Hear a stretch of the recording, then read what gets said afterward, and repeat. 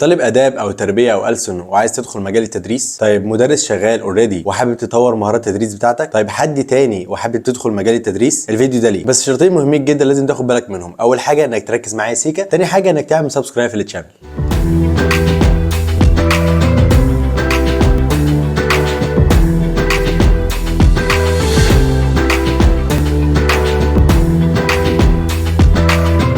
طيب ايه هو التي كي تي؟ التي كي تي هو اختبار وكورس. الكورس متصمم بعنايه من جامعه كامبريدج عشان خاطر تعرفك ازاي مهارات التدريس المطلوبه والصح، مش اللي احنا مفكرين ان هي صح. اوكي، بعد ما تخلص الكونتنت ودراسه الكورس بتدخل 3 امتحانات مختلفه على 3 موديولز مختلفين. الموديولز دي بتكون من باند 1 لباند 4. وخلينا ناخد اوفر فيو على الكونتنت بتاع الكورس، وفي الجزء ده من الفيديو هديك اوفر فيو على الكونتنت بتاع الكورس وعلى الاختبارات. التي كي تي تيست او التيتشنج نولج تيست بيتكون من 3 موديولز. اول موديول فيهم بيتكلم عن لانجوج اند باك جراوند تو لانجوج ليرنينج اند تيتشنج، وده بيركز على مفاهيم اللغه وازاي اللغه بتدرس، وده بيكون عن مبادئ اللغه والانسان بيفهمها ازاي وتدرسها ازاي بكفاءه وبجوده، وده بيكون اهم موديول فيهم وبيكون اتقل واحد لازم تركز وتخلي بالك فيه علشان خاطر الامتحان بتاعه بيجي صعب.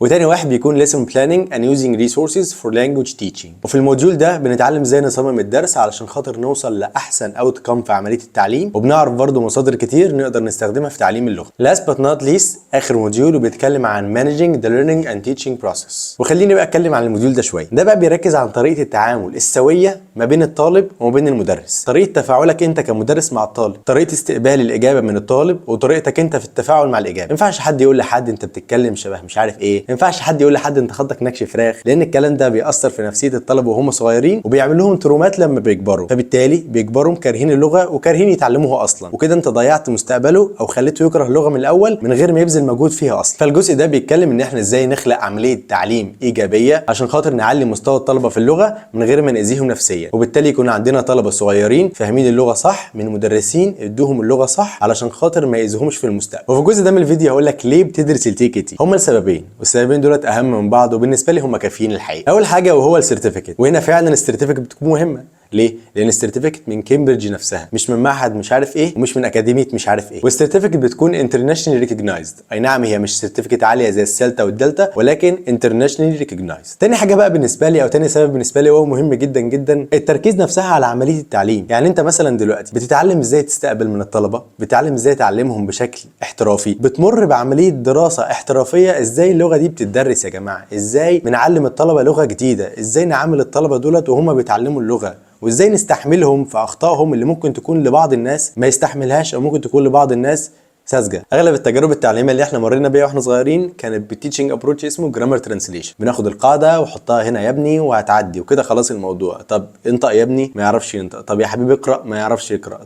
طب اسمع ده بيقول ايه، برضه ما يعرفش يسمع. هو بس بيعرف ياخد ويصب، شبه الكوبايه بالظبط كده، هو ما اختلفش عن الكوبايه غالبا. فهنا هتعرف تيتشنج ابروتشز ثانيه زي التريبل تي وزي التريبل بي وزي التي بي ال اللي انا اتكلمت عليه في فيديو الاي سي، هتلاقيه يطلع لك من الاي اللي فوق هنا. والتي بي ال اختصار لكلمه تاسك بيزد ليرنينج. التعليم بيعتمد على التاسكس وبيعتمد على البروجكتس عشان خاطر نخلي عمليه التعليم مور انتراكتيف. فانت محتاج تدرس التي كي تي عشان حتى ايفن لو استخدمت واحد فيهم من اللي احنا استخدمناه قبل كده واحنا صغيرين، حتى تكون بتستخدمه بكفاءه وتكون عارف بتعمل فيه ايه في الظرف الفلاني. وممكن انت كمان تعمل مزج ما بينهم، يكون عندك تيتشنج ابروتش بتاعتك انت تعرف توصل بيها للطلبه، وكمان انت تعرف تفصل التيتشنج ابروتش بتاعتك عشان خاطر تخدم على انواع طلبه اكتر. لان انت عندك لما تدرس في كورس التي كي تي هتلاقي طالب بيتعلم بالسمع، وطالب بيتعلم بالشوفان بيحب يشوف صور، بيحب يشوف جرافيكس، وطالب تاني بيحب يتعلم بايديه، تحب تحطه في قلب البروجكتس وتقول له اطلع اتكلم. ففي انواع مختلفه من الطلبه وانواع مختلفه من المتعلمين، فلا بد انك تكون عارفهم وداري بيهم علشان خاطر ما تتهمش طالب بالغباء او بقله المفهوميه. ازاي احضر الاختبار التي كي تي؟ طيب دلوقتي انت قنعت بالكورس من خلال الكلام اللي انا قلته لك وعايز تحضر الاختبار، تذاكر منين بقى؟ اول حاجه جامعه كامبريدج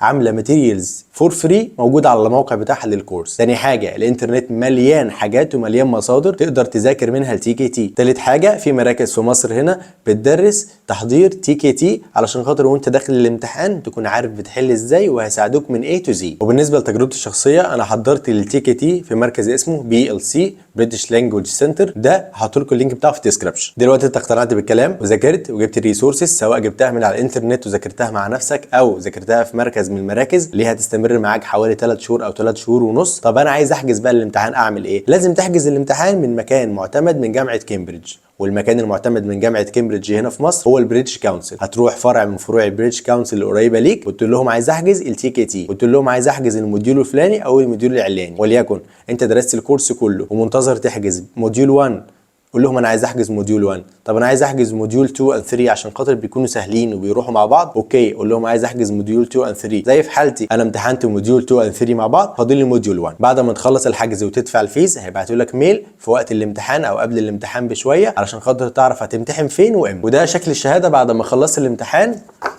وجات لي واستلمتها من بريتش كونسل.